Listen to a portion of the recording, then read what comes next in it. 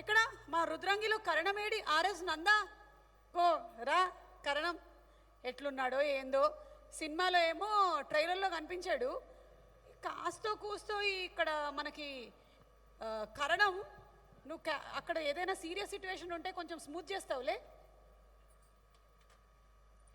తిన్నావా? తిన్నా.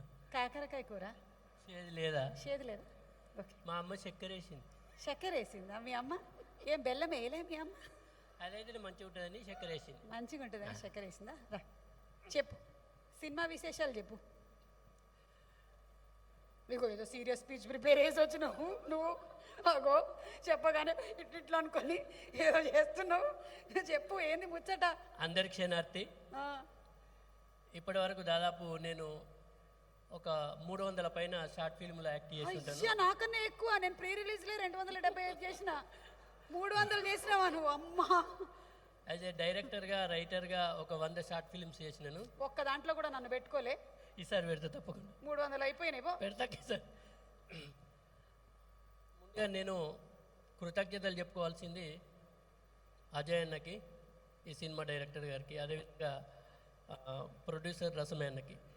ఎందుకంటే ఆ క్యారెక్టర్ డిఫరెంట్, ఇప్పటి వరకు దాని యొక్క ట్రాక్ చేంజ్, కానీ చేయగలవు నువ్వని ఒక భరోసా ఇచ్చి ఒక నమ్మకాన్ని ఇచ్చి నా నుంచినటువంటి ఆ నమ్మకంతో నేను వెళ్ళిన ప్రతి సీన్ కూడా అన్న చెప్పేటప్పుడు తనే యాక్టర్గా మారి ఎలా చేయాలో చేసి చూపెట్టేటోడు. అంటే ఆయన యాక్టర్ కూడా అనమాట.